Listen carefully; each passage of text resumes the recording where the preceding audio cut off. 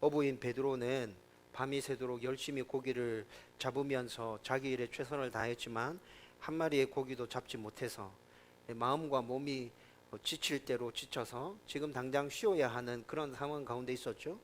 그런데 예수님께서는 자기에게 몰려온 사람들에게 천국 복음을 효과적으로 가르치시기 위해서 이렇게 힘든 상황 가운데 있는 베드로에게 배를 빌려줄 것을 청했습니다.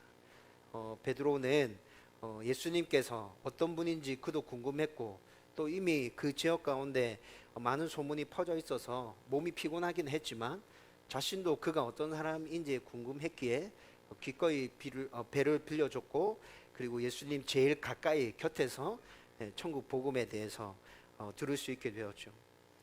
마음과 몸이 피곤한 상태였지만 베드로가 이렇게 예수님 곁에서 그분이 가르치시는 천국 복음을 들으면서 아, 이분은 정말 소문에서 듣던 것처럼 대단한 분이 맞구나, 정말 존경받아야 하는 선생님이 맞구나 라는 것들을 확인하게 되었죠. 그리고 그 말씀을 듣는 중에 지금 피곤하고 힘든 상황에 있지만 이분이 나에게 뭐라 말씀하시면 의지적으로라도 결단하고 순종해야겠다라는 생각들을 하게 되었습니다. 이런 베드로에게 예수님께서는 가르치시던 중에 깊은 데로 가서 그물을 내리라고 명령하시죠. 여러분, 조상 대대로 어부로 살았고 자신도 한평생 갈릴리에서 어부로 산 베드로에게 이런 명령은 어부로서의 그의 지식과 경험, 자존심, 또 지금 현재 자신의 몸과 마음이 지쳐있고 피곤해 있는 상태잖아요. 그 피곤함들, 그 감정들, 모든 것들을 다 내려놓아야 가능한 순종의 명령이었습니다. 그렇지만 베드로는 정말로 자신이 가지고 있었던 그 모든 것들을 다 내려놓고 의지적으로 예수님의 명령에 순종했습니다. 그리고 이 순종으로 말미암아서 그는 예수님의 신적인 능력을 경험하게 되었고 이 경험으로 인해서 좀 전에 머릿속으로 그냥 예수님이 대단한 선생님이시구나라는 것들을 이해하게 되었는데 그 이해를 뛰어넘어서서 신적인 존재로 아, 이분은 정말 엄청난 분이구나라는 것들을 경험하게 된 것이죠. 그것을 경험함과 동시에 또 자신의 모습이 보여지기 시작합니다. 예수님이 이런 분이라면 죄인인 나와 예수님이 어떻게 함께 할 수 있겠냐. 그래서 베드로가 자신의 마음의 고백을 담아서 주님, 저는 죄인입니다, 저를 떠나십시오 라고 고백하게 되죠. 여러분, 아주 단순한 말인 것 같이 보이지만 이 고백 안에는 베드로의 신앙 고백이 담겨져 있습니다. 물론 예수님에 대해서 완전하게 이해하고 그분을 완벽하게 고백한 신앙 고백은 아니라 할지라도 예수님이 누구신지에 대한 이해가 시작되어졌고 자신이 어떤 존재인지에 대한 이해가 시작되어지면서 그렇게 신앙 고백이 터져 나왔던 것이죠. 여러분, 예수님께서는 이렇게 고백하는 베드로에게 사람을 취하는 어부가 되라는 소명을 주시죠. 여러분, 우리는 지난주에 이 말씀을 함께 나누면서 그러면 이 시대를 살아가는 우리들에게 하나님께서 이 말씀으로 어떤 교훈을 주시는지에 대해서 생각해 보았습니다.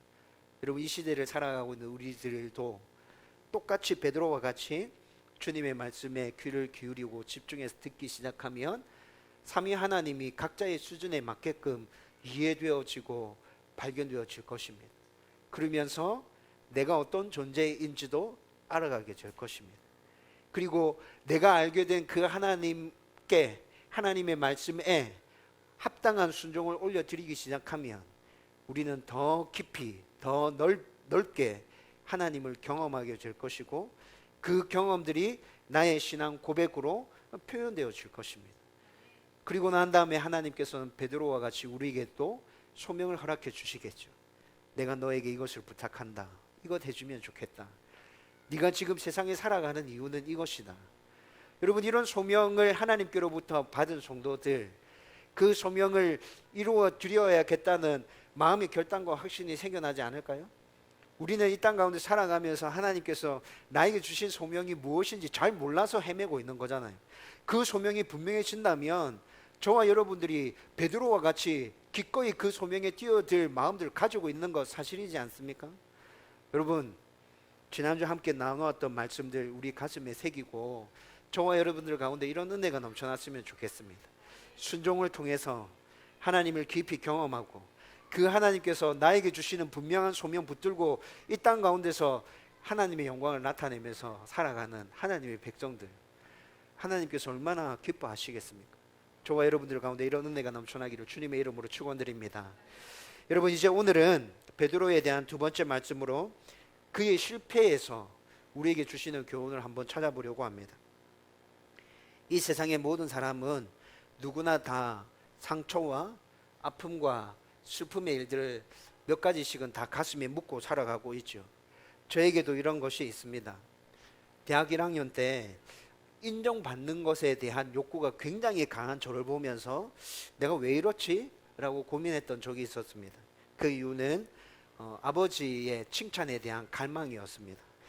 모든 부분에서 다른 사람들보다 완벽하셨고 꼼꼼하셨고 또 정도 많으셨고, 그래서 한 동네에 굉장히 오래 사셨거든요.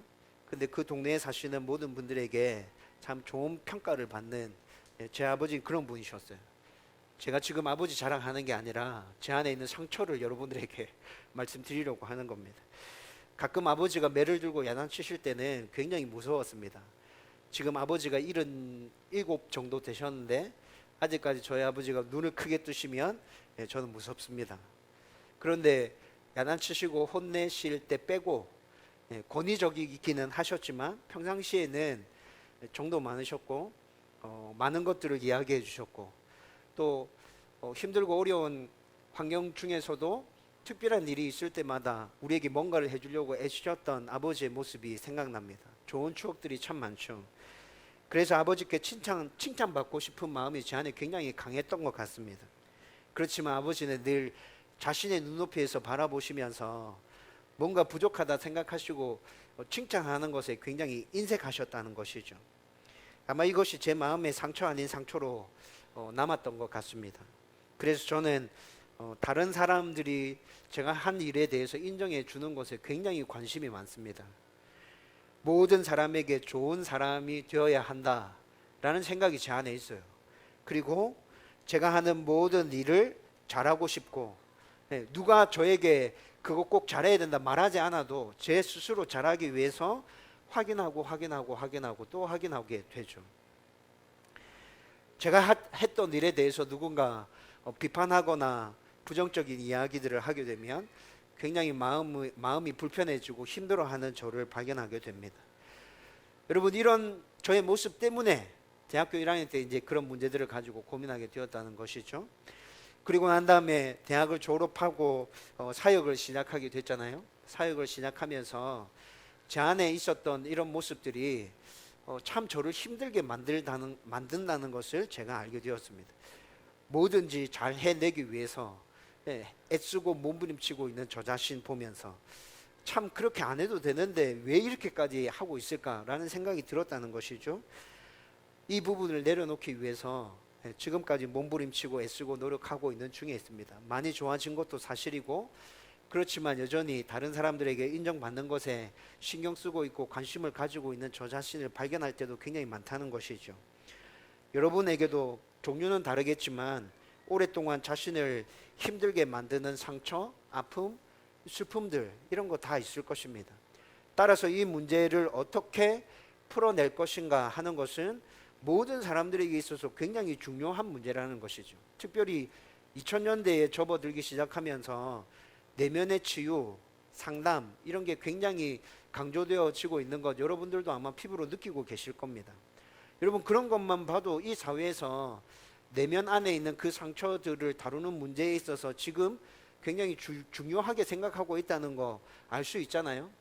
여러분, 그것뿐만이 아니라 성경을 살펴보면 예수님께서도 이 문제를 중요하게 다루고 있다는 것 우리는 확인하게 됩니다. 예수님께서 각종 질병과 귀신 들린 사람들을 치료해 주시죠. 그들을 보듬어 주시잖아요. 병자들만 치료해 주실 뿐만이 아니라 상처를 가지고 있는 사람도 보듬어 주시는 예수님을 우리는 발견하게 됩니다. 여러분, 사마리아 여인 기억나십니까? 여러 명의 남편들에게 버림받은 그 여인, 사람들 만나는 거 싫어서 그 뜨거운 땡볕 아래 한낮에 물기로 나온 그 사마리아 여인, 예수님께서 그녀도 품어주시잖아요. 삭개오 기억나시나요? 세리장, 엄청나게 부자였죠. 권력을 가지고 있었습니다. 그렇지만 사람들에게 외면당하고 소외당하는 그 삭개오도 예수님께서 품어주시잖아요. 여러분, 문둥병자들도 사람들에게 소외당하고 버림받았지만 그들에게까지 손 내미면서 품어주시는 예수님. 그리고 방금 저와 여러분들이 함께 읽었던 본문에서도 베드로가 자신이 범한 큰 실수 때문에 아파하고 힘들어하고 있지만 예수님께서 그를 보듬어 주시는 말씀을 오늘 함께 읽었잖아요. 여러분, 이 말씀을 저와 여러분들이 오늘 함께 깊이 있게 나누면서 예수님께서 이렇게 품어주시는 분이구나, 우리 상처를 이렇게 만져주시구나, 내 상처도 예수님께서 회복시켜 주시고 치료해 주시겠구나, 그런 확신이 생겨나고 그 예수님께 온전하게 나아가는 저와 여러분들 되기를 주님의 이름으로 축원드립니다. 여러분, 사복음서를 읽어보면 베드로와 관련한 여러 가지 사건 사고들이 나타나죠. 성질 급하고 천방지축이고 낄 때 안 낄 때 구분 못하고 그렇게 막 나대는 베드로를 보면 어떨 땐 참 한심하다라는 생각도 듭니다. 어떻게 이런 사람을 예수님께서 수제자로 삼았을까? 또 이런 모습들을 보면서 그에게 참 여러 가지 상처들이 있었겠구나, 아픔들이, 슬픔들이 그에게 있었겠다라는 생각도 들지 않나요? 여러분, 그렇다면 사복음서에서 베드로와 관련된 여러 가지 사건 사고들 중에서 그에게 제일 큰 마음의 상처로 자리 잡고 있었던 건 무엇일까요? 여러분, 이 질문의 답은 깊이 생각할 필요도 없이 예수님이 로마 군인에게 잡혀가셨을 때 자신이 사랑하는 예수님을 자기 스스로 모른다고 저주하면서 3번이나 부인한 사건, 그 사건이 그에게 가장 큰 상처로 남아 있었을 것이다, 틀림없을 것이다, 우리는 이렇게 추측이 되잖아요. 여러분, 베드로가 이 사건을 정말 마음에 큰 상처로 가지고 있었다는 것을 오늘 본문 말씀에서도 분명하게 보여주고 있습니다. 여러분, 베드로는 부활하신 예수님을 몇 차례 직접 목격했었습니다. 오늘 우리가 읽었던 14절 말씀에서도 오늘 본문의 사건이 일어나기 전에 이미 베드로는 부활하신 예수님을 2번이나 만났던 적이 있었다고 얘기합니다. 14절 말씀에 보면 오늘 예수님이 제자들에게 나타난 이 사건이 3번째 제자들에게 나타났던 사건이라고 말하고 있거든요. 그러면 앞에 2번 제자들에게 나타났던 사건이 있었다는 얘기인 거잖아요. 베드로는 이미 2번이나 예수님께서 부활하셨다는 것을 직접 눈으로 확인했다고요. 여러분, 그리고 15절에서 17절까지 말씀에서 3번이나 반복되는 예수님의 질문, 그리고 3번이나 똑같이 대답하는 베드로의 답. 여러분, 이 질문과 이 대답을 보면 지금 베드로는 여전히 예수님을 사랑하고 있습니다. 예수님을 존경하고 있고, 그런데 예수님께 다가설 수 없는 그의 모습이 보이지 않나요? 왜 그렇습니까? 베드로는 부활하신 예수님을 직접 만났고 아직도 여전히 그분을 사랑하고 존경하고 있는 마음이 있지만 예수님이 로마 군인들에게 잡혀가셨을 때 그가 사랑한 그 예수님을 저주하면서까지 3번이나 부인한 그 사건이 마음의 깊은 상처로 남아있다는 것이 오늘 본문 가운데서 이렇게 분명하게 확인되어지잖아요. 여러분, 이 일 때문에 베드로는 예수님께 정말 미안했을 겁니다. 죄송했을 거예요. 예수님 얼굴을 볼 면목이 없었을 것입니다. 여러분, 그런 것뿐만이 아니라 자기 자신을 생각해 볼 때 자기에 대한 좌절감 정말 컸지 않을까요? 내가 이것밖에 안 되나? 3년 반 동안이나 예수님 따라다녔는데, 예수님 행하시는 모든 기적 내가 다 봤는데, 예수님 무엇을 가르치시는지 그 가르침의 핵심이 뭔지 내가 알고 있는데, 근데 내가 이것밖에 안 돼? 내가 이런 놈이었나? 여러분, 그 좌절감이 얼마나 큰지 좀 생각해 보면 우리 충분히 이해되어지잖아요. 여러분, 사랑하는 사람에게 이렇게 큰 잘못을 했다면 우리도 똑같이 베드로와 같은 큰 좌절감 안에서 허덕이고 있지 않을까요?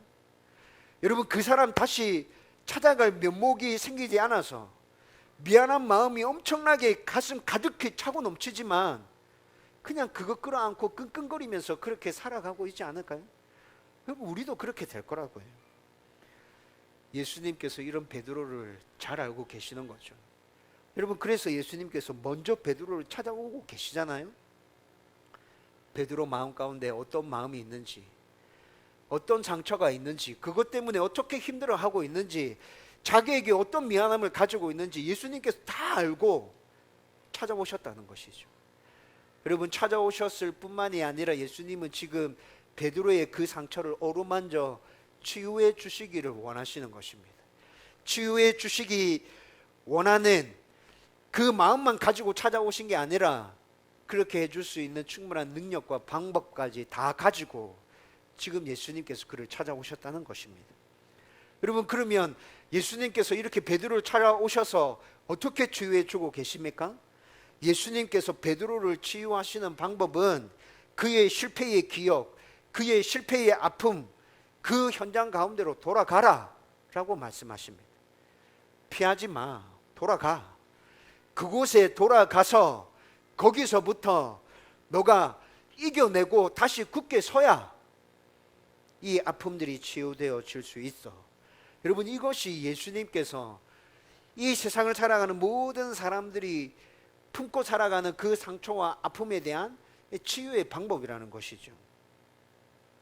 대부분의 사람들은 자신이 실수하고 잘못하고 다른 사람으로 인해서 상처 입은 일에 대해서 깊이 생각하지 않으려고 합니다. 털어내 버리려고 하지만 여러분, 그게 잘 털어내집니까? 털어냈다고 말합니다. 사람들이 괜찮아, 난 문제없어, 다 잊어버렸어 얘기하죠. 여러분, 그런데 실상은 어때요? 우리 마음속 깊은 곳에 그거 꼭꼭 감추어 두고 있습니다. 여러분, 그래서 비슷한 상황이 발생하면 미리 겁을 먹고 도망치거나 아니면 피할 수 있는 모든 방법들 다 생각해서 피하려고 발버둥치죠. 여러분, 그렇게 해서 내가 상처 입었던 그 상황이 다시 나에게 다가올 때 피해지면 다행입니다. 그리고 도망갈 수 있으면 다행입니다. 그런데 그렇게 되지 않고 딱 맞닥뜨리는 상황이 생기면 어떻게 되나요? 우리는 예전보다도 더 큰 상처를 입게 됩니다. 우리의 아픔은 더 깊어지게 되죠. 여러분, 이런 일들이 몇 번 반복되어지면 여러분, 이 상처와 이 아픔들 때문에 삶 자체가 망가지는 모습들 여러분 보신 적 있나요? 여러분, 저는 그런 모습들 성도들 가운데 많이 봤어요.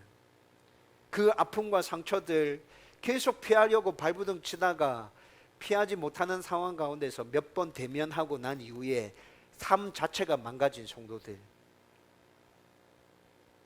그래서 우리에게 있는 상처와 문제들을 이기는 방법으로 예수님께서 말씀해 주시는 방법은 도망가지 마. 그거 도망간다고 해결되는 거 아니야. 맞서서 이겨내야 돼. 내가 도와줄게. 내가 너와 함께 하고 있잖아. 너 이겨낼 수 있어. 예수님께서는 이렇게 말씀하시며 우리에게 다가오신다는 것이죠. 여러분, 저도 예수님의 이 방법으로 저의 상처와 아픔을 이겨냈던 적이 있었습니다. 제가 모교에서 사역할 때 담임 목사님께서 너무 많은 일을 주셔서 참고 견디다가 적절하지 못한 방법으로 사임을 선포하고 교회를 박차고 나왔던 적이 있었습니다. 여러분, 이 표현 그대로입니다. 박차고 나왔습니다. 그리고 몸이 너무 아파서 1년 동안 아무것도 하지 못하고 그냥 사역을 온전히 쉬면서 집에 있었어요. 그때 우리 집사람이 참 고생 많이 했죠. 여러분, 그렇게 쉬는 가운데 제 병이 한참 발병하고 있었는데 병명을 찾지 못해서 정말 고생했었습니다. 그렇게 1년 쉬면서 신학대학원을 가야겠다 생각하고 신학대학원 준비를 했었는데, 근데 하나님께서 이상하게 그 모든 길들을 다 막으셨습니다. 여러분, 제가 유일하게 시험에서 떨어진 경험이 딱 한 번 있는데, 그게 첫 번째 시험 쳤던 신대원 시험에서 떨어진 것입니다. 여러분, 필기 시험에서는 붙었고요, 2차 면접 시험에서 제가 떨어졌습니다. 고신 신대원.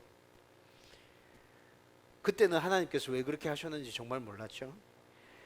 여러분, 그렇게 1년의 시간이 지나고 난 다음에 내가 잘못했구나 라는 걸 하나님께서 깨닫게 해주셨습니다. 그리고 하나님께서 다시 돌아가라 명령하셨죠. 아침에 큐티 할 때마다 하나님께서 다시 돌아가라 말씀하시는 거예요. 1년이 지나고 난 다음에 모교회 담임 목사님께 찾아가서 용서를 구하고 다시 모교회로 사역을 복귀하게 되었습니다. 그리고 난 후에 6개월 뒤에 제 모교회는 고신교단이거든요. 예. 그러면 담임 목사님도 고신 목사님이겠죠. 그런데 그 목사님이 6개월 뒤에 합신신학교 원서를 써서 저한테 주시더라고요. 너 합신신학교 가라. 여러분, 이거 여러분들은 별거 아니게 생각될지 모르겠지만, 여러분, 고신 목사님이 합신신학교 원서를 써서 추천해서 저를 그곳에 보내주셨다는 건 굉장히 놀라운 일입니다. 6개월 뒤에 그렇게 해서 합신신학교에 입학하게 되었습니다. 여러분, 그리고 1년 반이 지나고 난 다음에 합신교단 근처에 있는 큰 교회가 호산나 교회였거든요. 호산나 교회에서 저희 담임 목사님께 전화해서 이 전도사 데려가고 싶습니다 해서 제가 합신교단으로 옮겨가게 되었죠. 호산나 교회에서 사역하게 되었습니다. 여러분, 지금 제가 이 과정을 아주 짧게 이야기했는데, 여러분, 이 과정이 지나가는 모든 순간들 가운데 저는 하나님의 일하심을 느낄 수 있었어요. 하나님이 이 가운데 다스리고 지금 하나님 일하고 계시구나. 돌아가라 했을 때 정말 돌아가기 싫었는데 그곳에서 돌아가서 하나님께서 내 안에 있었던 모든 상처들을 치유하시고, 그리고 난 이후에 하나님께서 순종하게 나의 길을 이끄시는 것 제가 경험했다. 여러분, 제 안에 상처와 아픔들 굉장히 많이 치유되어졌었습니다. 제가 모 교회로 돌아가서 다시 사역하기 시작하면서 담임 목사님과의 관계는 어떻게 됐을까요? 회복되어졌죠? 여러분, 제가 늘 자주 말씀드렸던 것인데, 제 멘토 목사님 중에 한 분이 제 모교회 목사님이라 말씀드렸잖아요. 지금도 좋은 관계를 유지하고 있습니다. 여러분, 이렇게 지금 예수님께서는 우리의 상처와 아픔들에 대해서 다시 돌아가서 그곳에서부터 이겨내고 새로운 출발을 할 수 있도록 우리를 이끌어 주신다는 것이죠. 그렇다면 예수님은 내가 상처 입은 그 상황, 문제되었던 그 상황, 나에게 아픔이 되는 그 상황에서 다시 돌아가라 말씀하시고, 그리고 난 이후에 어떻게 그 문제들과 상처들을 치유해 가신다는 것입니까? 여러분, 오늘 말씀 가운데 그것이 아주 구체적인 모습으로 우리 가운데 나타나고 있습니다. 여러분, 그 첫 번째는 나의 신앙 고백에 대한 회의들, 의심들을 치유해 주십니다. 여러분, 6절 말씀 같이 읽어보십시다. 다 같이 읽겠습니다. 시작. 이르시되 그물을 배 오른편에 던지라. 그리하면 잡으리라 하시니 이에 던졌더니 물고기가 많아 그물을 들 수 없더라. 아멘. 여러분, 방금 읽은 이 6절 말씀은 지난주에 나누었던 예수님께서 베드로를 처음 찾아오셨을 때 상황과 굉장히 비슷하지 않습니까? 밤이 새도록 고기를 잡았지만 한 마리의 고기도 잡지 못한 베드로. 여러분, 그에게 찾아오셔서 예수님은 깊은 데로 가서 그물을 내리라고 명령하셨죠. 베드로는 자기가 가지고 있었던 그 모든 것들을 다 내려놓고 이 명령에 온전히 순종했습니다. 그리고 기적을 경험했고 예수님이 신적 존재라는 것을 이해하게 되었죠. 그리고 죄인인 자신의 모습도 깨달아졌습니다. 여러분, 베드로에게 일어난 이 모든 내면의 변화는 호칭을 통해서 아주 구체적으로 나타났었죠. 지난주 말씀에서 예수님 처음 뭐라 불렀습니까? 선생님 이렇게 불렀죠. 그리고 그가 경험하고 난 다음에 이분은 신적 존재구나 경험하고 난 다음에 호칭이 어떻게 달라졌죠? 주여라고 달라졌죠. 여러분, 주여라는 이 호칭은 나의 주인이십니다 라는 고백입니다. 여러분, 그리고 베드로는 저는 죄인입니다, 저를 떠나십시오 라고 주님 앞에 엎드려서 그렇게 고백했잖아요. 여러분, 이 고백은 전지전능하시고 위대하시고 광대하신 하나님을 만난 사람이 자신이 죄인이며 정말 아무것도 아니라는 것을 뼛속 깊이 깨닫고 내뱉는 신앙의 고백이라고요. 다시 말씀드리면 온전하지는 않아도 지금 베드로의 이 고백은 자신의 신앙 고백이 담겨져 있다는 것이죠. 그냥 아무렇게나 내뱉은 말이 아니라는 것입니다. 여러분, 그런데 예수님과의 첫 만남에서 이렇게 신앙 고백을 했던 그 베드로가 지금은 어떤 모습인가요? 예수님을 배반했고 그 좌절감과 그 실패감, 그 상처를 혼자 부둥켜 안고 예수님을 떠나려고 하고 있죠. 여러분, 자신의 신앙 고백이 진심이었다면, 그냥 입에서 나오는 대로 내뱉은 말이 아니었다면, 여러분, 베드로의 이 상처는 진짜 엄청나게 컸을 거예요. 그렇죠? 네. 자기에 대해서, 그렇게 신앙 고백한 자기에 대해서 이 상황에서 어떻게 생각했을까요? 내가 그때 예수님 처음 만났을 때 그렇게 말했었는데 내가 그냥 아무 생각 없이 한 말이었던가? 내가 왜 그때 그렇게 얘기했을까? 여러분, 수도 없이 베드로는 이 질문을 자기에게 던졌을 거예요. 내가 진심으로 그렇게 말한 것이 맞는데 라는 것이 확인되어졌다면 그 상처는 자기에게 더 크게 다가왔다는 것이죠. 여러분, 예수님은 이렇게 자신의 신앙 고백에 대해서 의심하고 있는 베드로를 치유하시기 위해서 지금 그때 그 상황과 비슷한 상황을 만들어 놓으시고 베드로에게 찾아오고 계시다는 것이죠. 베드로는 이 상황을 겪으면서 예수님이 그때처럼 나에게 찾아오고 계시다는 것을 느꼈을 것 같아요. 여러분, 두 번째는 나의 결정적인 실수와 실패들을 치유하기 위해서 예수님 우리를 찾아오십니다. 9절 말씀 읽어보십시다. 다 같이 읽겠습니다. 시작. 육지에 올라보니 숯불이 있는데 그 위에 생선이 놓였고 떡도 있더라. 아멘. 여러분, 이 말씀은 지금 베드로가 예수님을 부인할 때 상황이랑 굉장히 비슷하지 않나요? 요한복음 18장 18절과 25절 말씀을 보면 베드로가 예수님을 부인할 때 모닥불이 피워져 있었습니다. 그 앞에서 예수님을 저주하며 3번이나 모른다고 부인하게 되죠. 여러분, 그래서 9절의 말씀은 예수님께서 로마 군인들에게 잡혀가서 신문을 받고 계실 때 예수님을 모른다고 부인하고 배반했던 베드로의 모습을 딱 바로 떠올리게 하는 그런 상황입니다. 지금 예수님께서는 모닥불 앞에서 생선을 굽고 계십니다. 여러분, 베드로에게 있어서 이 모닥불은 절대 낭만이 있고 아름다운 기억, 그런 것들로 자기에게 다가오는 것이 아니죠. 굉장히 아프고 슬픔의 기억으로 지금 모닥불이 자기에게 다가오고 있는 거예요. 그 이유는 좀 전에 말씀드렸던 것에 충분히 설명되었을 것이라 생각됩니다.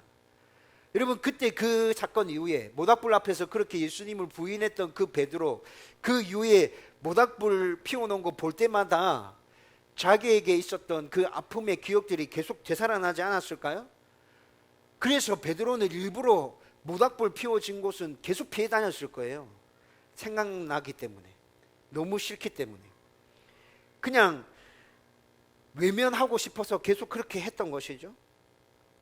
그런데 예수님께서는 그 상황 가운데로 지금 베드로를 끌고 가고 계십니다. 예수님은 자신의 실수, 자신의 실패의 자리에서 그 모습이 바로 나의 모습이었습니다 라고 인정하기를 원하고 계시는 거죠. 나의 실수와 실패를 인정하고 내어놓고 하나님께, 예수님께 엎드려서 도움을 구하기를 원하고 계신 것입니다.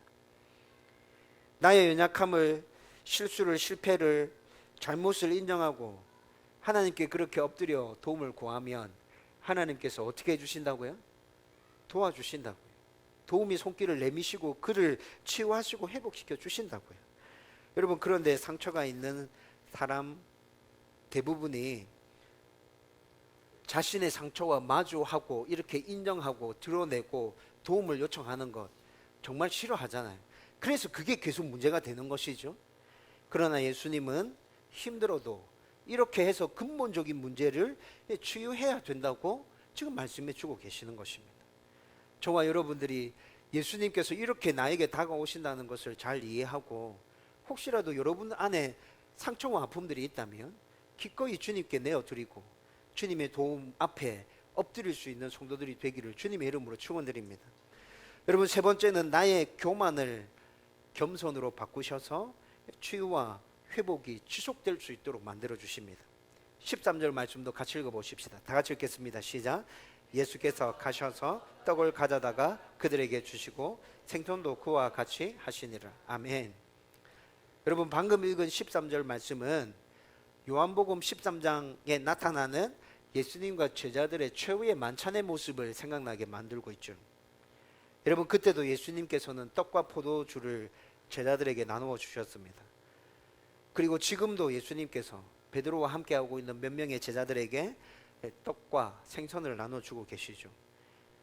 여러분, 요한복음 14장 말씀을 읽어보면 그때 가룟 유다가 예수님을 팔 것에 대해서 예수님께서 말씀해 주시거든요. 근데 이 말씀을 들은 베드로가 그때 교만으로 가득 차서 다른 사람들은 다 예수님 버릴지라도 저는 절대로 예수님 버리지 않을 겁니다, 이렇게 장담하면서 맹세합니다. 자신은 절대 예수님 버리지 않고 배반하지 않는다, 스스로 그렇게 자신감에 차서 말했다는 것이죠. 그런데 여지없이 무너져 내린 자신이 참 한심하고 비참했을 것입니다. 그리고 그 일 이후에 자신이 그때 얼마나 교만했는지 스스로 깨달았겠죠. 아, 그때 내가 그렇게 얘기했었는데 내가 정말 교만했었구나. 이 일로 아파하고 있고 자신을 저주하고 있는 베드로를 예수님께서는 치유해 주시기를 원하셨던 것입니다. 성경은 교만한 사람은 하나님께서 대적하시지만 겸손한 자들에게는 은혜를 베푸신다고 말씀하고 있죠. 교만 때문에 실패한 베드로에게 겸손함으로 다시 나를 따르라고 초청하고 계신다는 것이죠. 이렇게 베드로의 아픔과 상처들과 패배의 순간들을 다 기억나게 만드십니다. 예수님께서 어느 순간 베드로에게 딱 찾아오셔서 하셨던 일은 이것이었다고요. 그 아픔과 상처들을 하나하나 다 끄집어내는 것. 여러분, 보통 사람이라면 예수님께서 이렇게 하는 것에 대해서 어떻게 반응하겠습니까? 예수님 지금 뭐 합니까? 예? 그것 때문에 내가 얼마나 아파하고 힘들어 하시는지 잘 아시면서 왜 그걸 다 끄집어내고 계세요? 이렇게 반응하겠죠. 예수님께서는 베드로의 상처들을 이렇게 다 드러내놓으시고 난 다음에 그에게 물으십니다. 네가 나를 사랑하느냐? 베드로는 이 질문에 답합니다.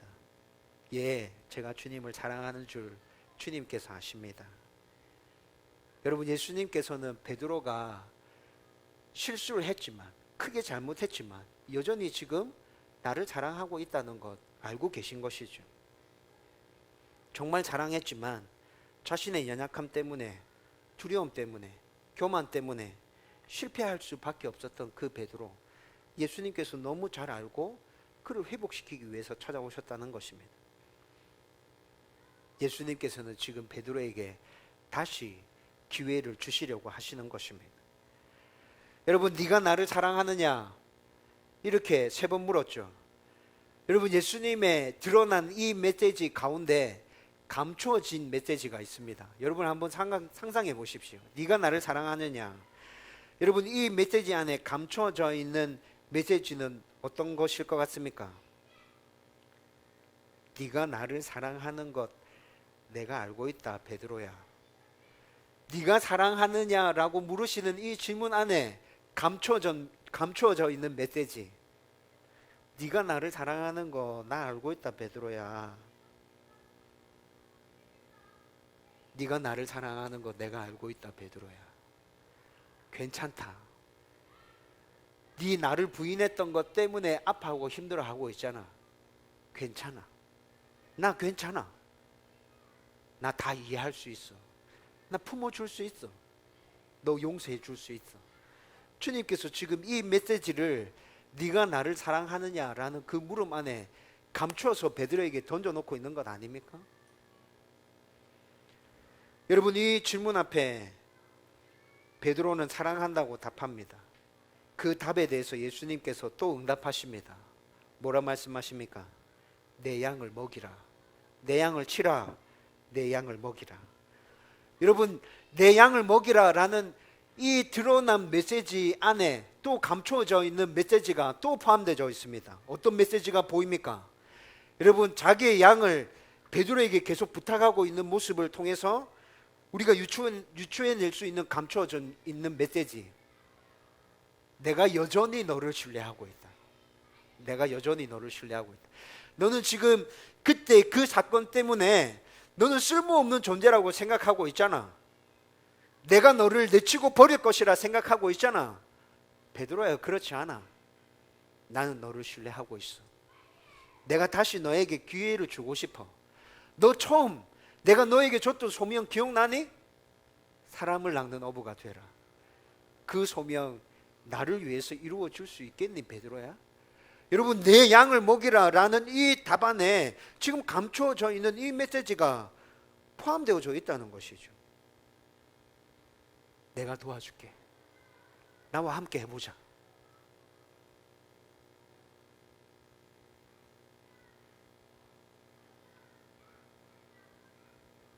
예수님은 지금 우리들에게도 똑같이 말씀하시면서 우리를 찾아오십니다.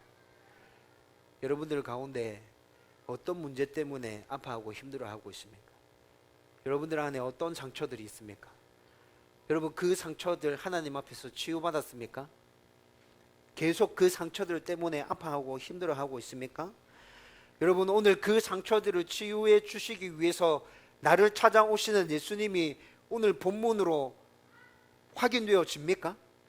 그 예수님이 어떤 방법으로 나를 치유해 주실지 이해되어 지십니까? 그리고 그렇게 치유해 주시는 예수님께서 나에게 또다시 어떻게 기회를 주시고 나를 어떻게 보듬어 주시고 품어 주시는지 오늘 말씀 가운데서 보여주시나요?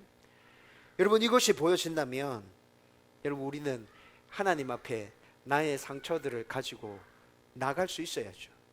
하나님, 제 안에 이런 아픔이 있습니다. 제 안에 이런 문제가 있습니다. 하나님, 보듬어 주시고 품어 주십시오. 도와주십시오. 그렇게 하나님께 나아가면 여러분, 하나님께서는 우리의 문제들, 우리의 상처들도 여전히 치유해 주시고 회복시켜 주시고 또 그 문제들을 이겨내고 새로운 삶들을 살아갈 수 있도록 힘과 용기와 지혜들을 우리 가운데 허락해 주실 것입니다. 여러분, 그 하나님을 바라보며 저와 여러분들이 한 걸음씩 나아갈 수 있었으면 좋겠습니다. 그래서 우리의 모든 상처들, 아픔들을 이겨내고 정말 하나님의 사람으로 온전히 성장하고 하나님께서 우리에게 주시기를 원하시는 그 평안과 은혜와 복들을 누리는 하나님의 백성 되기를 주님의 이름으로 축원드립니다. 여러분, 이제 말씀을 정리하려고 합니다. 여러분, 오늘 말씀의 교훈을 다시 우리 마음에 새기십시다. 나의 아픔, 상처, 실수, 문제들과 당당히 맞서라. 피하지 마라. 도망가지 마라. 하나님이 나와 함께 계시잖아. 하나님이 도와주신다고 말씀하시잖아. 하나님이 나에게 손 내밀어 주고 계시잖아. 그러면 그 하나님의 손 붙들고 일어나야겠다. 용기를 내야겠다. 여러분, 이렇게 결단할 수 있었으면 좋겠습니다. 여러분, 인정하십시다. 내 상처를 감추려고 하지 말고 하나님, 이것 때문에 힘듭니다. 이것 때문에 아픕니다. 하나님, 이것 때문에 슬픕니다. 계속 실패했었습니다. 하나님, 저를 붙들어 주십시오. 인정하면 하나님께서 붙들어 주실 거예요. 치유와 회복을 기대하고 사모하십시다. 베드로를 치유해 주셨던 예수님, 이렇게 큰 실수를 저질렀던 그 베드로를 치유해 주셨던 분이라면 내가 가지고 있는 상처와 문제들은 얼마든지 치유해 주실 수 있는 분이다.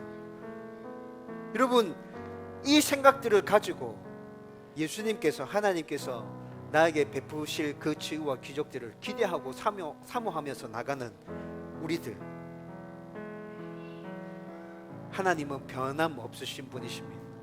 신실하신 분이죠. 저와 여러분들에게 좋은 아버지 되십니다. 이렇게 나아갈 때 하나님 반드시 우리를 회복시켜 주실 것입니다. 이 은혜가 저와 여러분들 가운데 넘쳐나게 되기를 주님의 이름으로 축원드립니다.